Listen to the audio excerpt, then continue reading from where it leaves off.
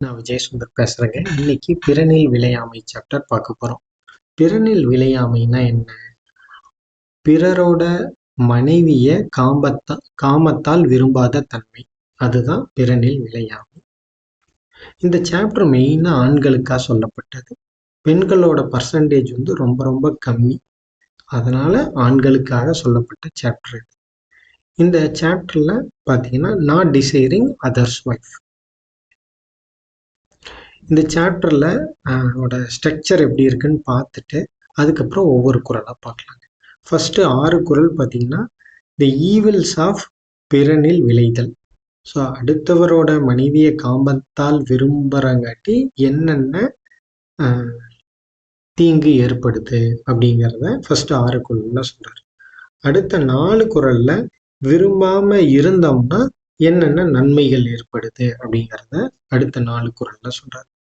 இப்போ ஒவ்வொரு குறளா பார்க்கலாங்க. என்னென்ன தீங்கு ஏற்படுது அப்படிங்கிறத பார்க்கலாம். பிறன் பொருளால் பெற்றொழுகும் பேதைமை ஞாலத்து அறம்பொருள் கண்டார்கண் இல். பிறன் பொருளால்னா இங்க எதை மீன் பண்றாங்க? அடுத்தவரோட உரிமைக்குரியவர்கள். ஸோ பொருளால்னா பொருள் கிடையாது. பொருள்னா அந்த நான் லிவிங் திங்ஸ் கிடையாது.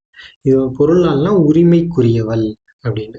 இப்போ மக்கட்பேருல பார்த்தீங்கன்னா தம் பொருளால் தம் பொருள் என்பதம் மக்கள் அப்படின்னு வந்து தம் பொருள்னா என்னது? உரிமைக்குரியவர் அப்படிங்கிறது அர்த்தம். இங்கேயும் பொருளால்னு சொல்றது உரிமைக்குரியவள் அப்படின்னு. பிறர் பொருளான்னா பிறர் குடும்பத்துல இருக்கிற மனைவி. பெற்றொழுகும் அப்படின்னா அவங்கள விரும்பி ஒழுகிறது. ஸோ விரும்பி செல்றது, அதான் பெற்றொழுகும். பேதமைனா மடமை தன்மை, அறிவில்லாத தன்மை. ஞாலத்துன்னா என்னது? உலகத்து. அறம்பொருள் கண்டார்கண் இல்லை. அறமும் பொருளும் இதை நல்லா தெரிஞ்சிருக்கும். கண்டார்கண்னா என்னது? அறிந்திருப்பவர்கள். இல்லைன்னா இல்லை. ஸோ அறம் பொருள்ல நல்லா தெரிஞ்சிருப்பாங்க இல்லையா உலகத்துல, அவங்க இந்த தப்பை பண்ண மாட்டாங்க. ஏன்னா பிறம் பொருளை விரும்பி ஒழுகிறவங்களோட செயலை அதை அறிவில்லாத தன்மை அப்படின்னு வள்ளுவர் சொல்றாரு. அது மடமை தன்மை. ஸோ அதனால பிறரோட மனைவிய விரும்பி செல்லாதீங்க. அது செல்றது வந்து மடமை தன்மை அப்படிங்கிறத சொல்றாரு ஃபர்ஸ்ட் குறள். செகண்ட் குறள் பார்த்தீங்கன்னா அரண்கடை நின்றாருள் எல்லாம் பிறன்கடை நின்றாரின் பேதையார் இல். அரண்கடை, கடை அப்படிங்கிறதுக்கு பல மீனிங் இருக்கு. வழி, எல்லை, அப்புறம் கீழ்நிலை அப்படின்னு பல மீனிங் இருக்கு. கடைன்னா கீழ்நிலையா இருக்கிறது, இல்லைன்னா அதனோட எல்லை கடைசி அப்படிங்கிற மாதிரி வழியும் இருக்கு. இங்க அரண்கடை அப்படிங்கிற இந்த கடையில என்ன மீனிங்னா கீழ்நிலை. அறம் செய்யறதுல கீழ்நிலையில இருக்கிறாங்க. ரொம்ப ரொம்ப ஒர்ஸ்டான அறம் செய்யறதுலதான் இருக்காங்க. ரொம்ப கம்மியா தான் செய்யறாங்க. நின்றாருள், இந்த அறம் செய்யறதுல ரொம்ப கம்மியா செஞ்சவங்கள்ல நின்றாருள் எல்லாம், எல்லாத்தையும் எடுத்து ஒரு குரூப்பா எடுத்துக்கிட்டோம்னா இவங்க எல்லாம் ரொம்ப கம்மியா அறம் தான்ப்பா செஞ்சிருக்கிறாங்க அப்படின்னு. அந்த குரூப்ல பிறன் கடை அப்படின்னா பிறரின் அந்த பிறன் எல்லையில இருக்கிற நின்றாருள் பேதையார் இல். பிறன் கடைன்னு இங்க எதை சொல்றாரு? பிறன் கடை நின்றாருன்னா பிறர் எல்லையில இருக்கிற மனைவியை அந்த விரும்புற தன்மை பேதையார் இல் என்னங்கிறத பார்க்கலாம். ஸோ அறம் செய்யறதுல ஒரு அறம் செய்யாம இருப்பாங்க இல்லையா, அறம் வந்து ரொம்ப கம்மியா செஞ்சவங்கள எல்லாம் ஒரு குரூப்பா எடுத்துக்கிட்டீங்கன்னா அந்த குரூப்ல பிறர் மனைவியை விரும்புறவங்களும் அதுல வருவாங்க. அந்த குரூப்ல அதுல அவங்கள போல அறிவில்லாதவங்க பேதையாரில், அவங்கள போல அறிவில்லாதவங்க யாரும் இல்லை அப்படின்னு சொல்றாங்க. ஸோ இருக்கிறதுலே கடைநிலை அப்படின்னா பிறர் மனைவியை விரும்புறதுதான் கடைநிலை. அது அவங்கள போல அறிவில்லாதவங்க யாருமே இல்லை அப்படிங்கிறத சொல்றாரு ரெண்டாவது குறள்ல. முதல் குறள்லயும் அறிவில்லாதவங்களும் தான் சொன்னார், பேதமை மடமை தன்மை. அடுத்தவர்லையும் பேதையார் இல்லை, அவங்கள போல இல்லை வேற யாருமே கிடையாது அறிவில்லாதவங்க. அடுத்த 3வது குறள்ல, விளிந்தாரின் வேரல்லர் மன்ற தெளிந்தாரில் தீமை புரிந்து ஒழுகுவார். தெளிந்தார் அப்படின்னா யாருன்னா, ஒருத்தங்களை வந்து வீட்டுக்கு விடுறாங்க. எப்போ விடுவாங்க? வீட்டுக்குள்ள வர அனுமதிப்பாங்க. அவங்க நல்லவங்க, எந்த தீமையும் செய்ய மாட்டாங்க அப்படின்னு நம்பி அவங்கள வீட்டுக்குள்ள விடுவாங்க. அவங்கள இல்லறத்துல வீட்டில் இருக்கிறவங்களோட பேசுறதுக்கு அனுமதிப்பாங்க. ஸோ அந்த நம்பி விடுறவங்களோட இல்லைன்னா இங்க இல்லால்னா மனைவியிடம் தீமை புரிந்து ஒழுகுவார். ஸோ அந்த தீமையான அந்த காமத்தன்மையோட இருந்து அவங்கள்ட்ட நெறி தவறி ஒழுகிறவங்கள்ட்ட செல்றவங்கள்ட்ட அவங்கள எதனோட கம்பேர் பண்றாருன்னு பார்க்கலாம். மன்றன்னா நிச்சயமாக. விளிந்தார்னா இறந்தவங்கள்ல வேறல்ல, இறந்தவங்கள்ல இருந்து அவங்க வேறுபட்டவங்க இல்லை அப்படின்னா இறந்தவங்கள தான் சொல்றாரு அவரு. ஸோ இந்த நம்பி வீட்டுக்குள்ள விட்டு அவங்க வந்து அவங்க மனைவிட்ட தீய காமத்தோட ஒழுகிறவங்கள்ட்ட எதனோட கம்பேர் பண்றாரு? நீ இறந்தவங்களோட கம்பேர் பண்றாரு.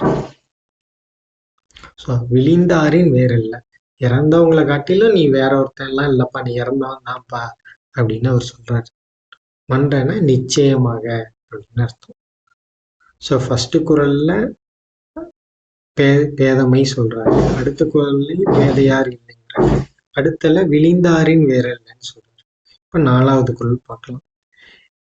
எனை துணையர் ஆயினும் என்னாம் திணை துணையும் தேரான் பிறனில் புகழ்.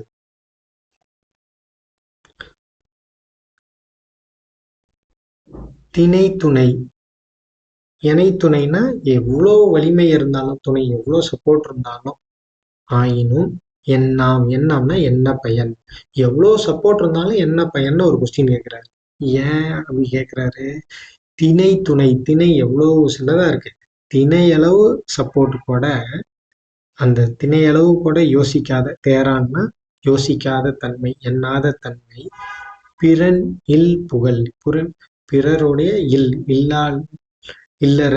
இது வந்து சில இதுல இல்லைன்னா இல்லால், சில இடத்துல இல்லைன்னா இல்லைன்னு அர்த்தம்.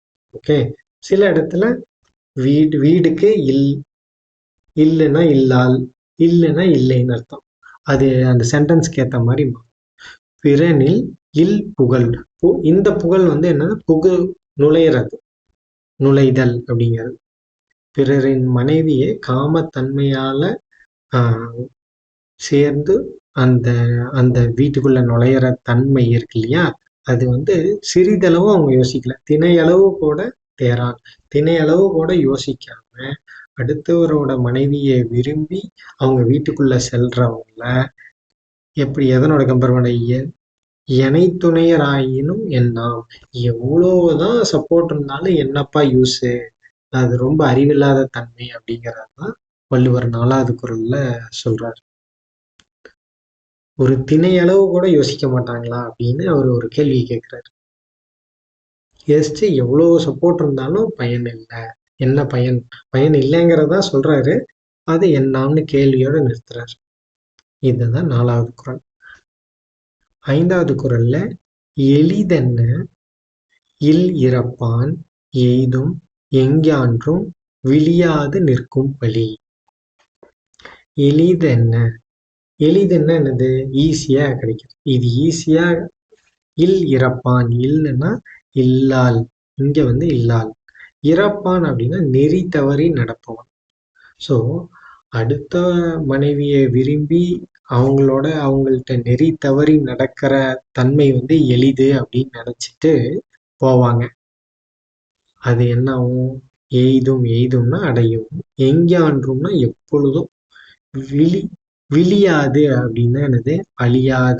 அழியாது நிற்கும் பழி வந்து எப்பவுமே இருக்கும்.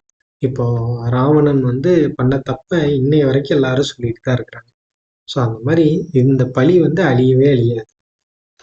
ஃபர்ஸ்ட் அவங்க வந்து ஈஸின்னு நினைச்சிட்டு பண்ணுவாங்க. அந்த ஈஸின்னு நினைச்சிட்டு பிறர் மனைவி விரும்பி நெறி தவறி செல்ற தன்மை வந்து அது காலத்துக்கும் அந்த பழி வந்து அழியவே அழியாது அப்படிங்கிறத 5வது குறள்ல சொல்றாரு. அப்புறம் 6வது குறள் பார்க்கலாம். பகை, பாவம், அச்சம், பழி என 4ம் இகவாவாம் இல் இறப்பான் கண். இகவாவாம்னா நீங்காவாம், நீங்காத தன்மை. எது நீங்காத தன்மை? எப்போ? இல் இறப்பான் கண். இல் இறப்பான்னா இல்லாளிடம், இறப்பான்னா நெறி தவறி செல்றவங்கள்ட்ட. நெறி தவறி அடுத்து பிறரின் மனைவியிட்ட விரும்பி நெறி தவறி செல்றவரிடம் எதெல்லாம் இருக்கும்? பகை இருக்கும், பாவம் இருக்கும், அச்சம் இருக்கும், பழி இருக்கும். இந்த 4ம் நீங்காமல் இருக்கும். பகை உங்களுக்கு தெரியும், பகைமை. 2 குடும்பத்துக்கும் பகை வந்துடும். பாவம் அப்படின்னா என்னன்னா வெளியில தெரியாத குற்றம், அதுதான் பாவம். இப்போ மனதளவுல அந்த குற்றம் இருக்கும், ஆனா அது வெளியில தெரியாத தன்மை, அதுதான் பாவம். இப்ப திருடுறாங்க, பொய் சொல்றாங்க, இதெல்லாம் பாவச்செயல். அச்சம், கண்டிப்பா பயம் இருக்கதான் செய்யும். பழி, பழின்னா ஊர் மக்கள்லாம் பழிச்சு சொல்லுவாங்க, நீ இப்படி பண்றிய அப்படி பண்றிய, அதான் பழி. ஸோ பகை, பாவம், அச்சம், பழி என 4ம் இகவாவாம் இல்லிறப்பான் கண். ஸோ இந்த 6 குறள் பார்த்தீங்கன்னா, ஃபர்ஸ்ட் பேதமை, அறிவில்லாத தன்மைன்னு சொல்றாரு. அடுத்த குறள்லையும் அறிவில்லாத தன்மைன்னு தான் சொல்றாரு. அடுத்தது செத்தவங்களுக்கு சமமா சொல்றாரு. அடுத்தது எவ்வளவு துணையா இருந்தாலும் என்னப்பா பையனு, ஒரு திணையளவு கூட யோசிக்காம பண்றீங்களே அப்படின்னு சொல்றாரு. அடுத்தது எளிதுன்னு நினைச்சு போவாங்க, ஆனா அது எப்பவுமே அழியாம அந்த பழி இருக்கும்.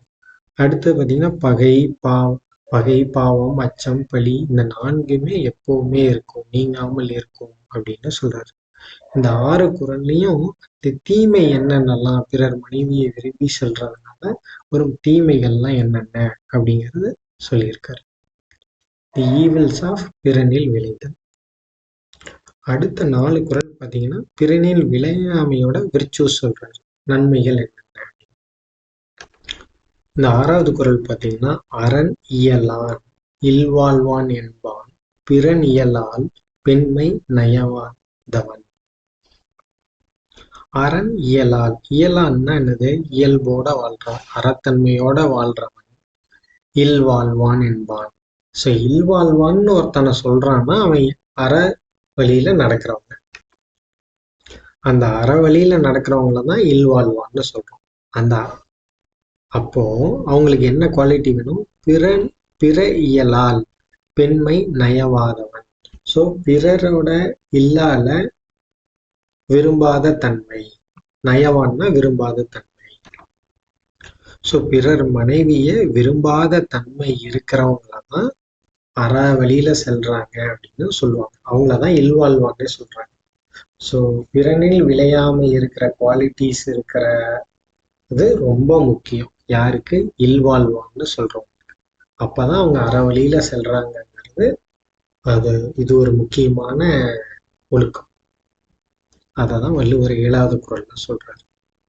அடுத்தது 8வது குறள் பார்த்தீங்கன்னா பிறன்மனை நோக்காத பேராண்மை சான்றோருக்கு அறனன்றோ ஆன்ற ஒழுக்கு. ஸோ பிறன்மனை நோக்காத பேராண்மை, பிறரின் மனைவிய காமத்தால நோக்காத பேராண்மை. ஆண்மைனா என்னது? ஆண்மைனா வீரமானது ஆண்மை. பேராண்மைனா என்னது? அவங்க மன வலிமை இருக்கும், அவங்க இரக்கம்,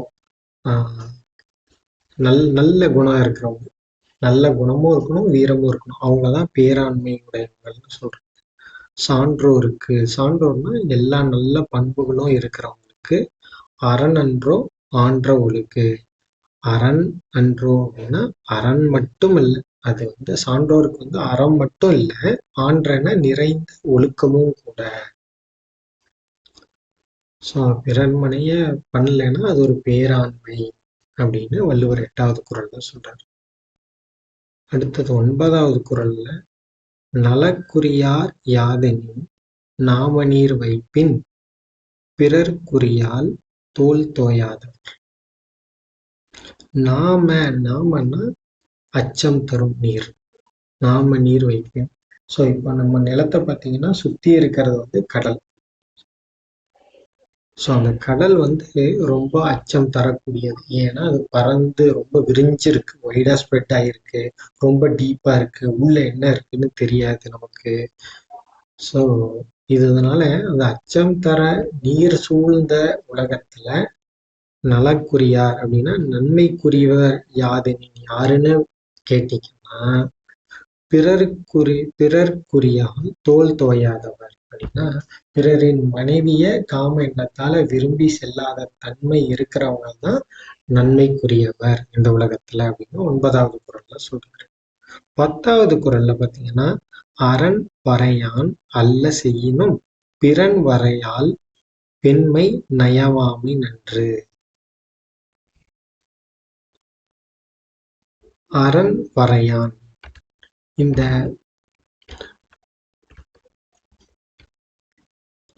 வரையான் அப்படிங்கிற அந்த சொல் இருக்கு பார்த்தீங்களா, வரையான்னு எல்லை மீறுதல், அததான் வரையான்னு சொல்றோம்.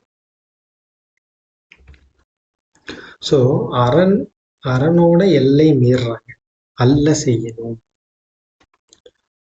அரண் வரையான் அப்படின்னா அறத்தோட, வரையான்னா எல்லை மீறுதல், அறத்தோட எல்லையை மீறி அறம் அல்ல செய்யணும்னா அறம் இல்லாத செயலை செய்யறவங்க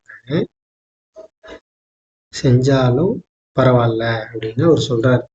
எப்போ பிறன் வரையால்னா அவங்க லிமிட்ல இருக்கிறவங்க, அந்த பவுண்டரியில இருக்கிறாங்க. பிறரோட பவுண்டரியில இருக்கிற பெண்மை மனைவியை நயவாமை நன்று, நான் விரும்பாதது.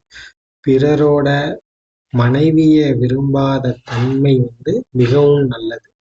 எதை காட்டிலும் அறத்தை மீறி அறமில்லாத செயலை செஞ்சாலும் அதை பார்க்கறப்போ பிறன் வரையால் நயவாமை நன்று அப்படின்னு சொல்றாரு. ஸோ இந்த ஒரு இப்ப இதுக்காக அறத்தை மீறி எல்லா செயலும் செய்யலான்னு வள்ளுவர் சொன்னாங்க. இந்த பிறன் விளையால பார்க்கறப்போ அது பரவாயில்லங்கிறாரு. ஆனா அதுக்காக அதை செய்யணும்னு அவர் எப்பவுமே சொல்ல மாட்டார். இப்போதைக்கு இதை செய்யுங்க, அப்புறம் எல்லா நல்ல குணமும் அது தொடர்ந்து வரும் அப்படிங்கிறதான் வள்ளுவர் சொல்றாரு. ஸோ இந்த 4 குறள் 7ல இருந்து 10 வரைக்கும் நன்மைகள் என்ன, பிறனில் விளையாமையோட நன்மை என்ன, விர்ச்சூஸ் என்ன அப்படிங்கிறத சொல்றாரு. நன்றி, வணக்கம்.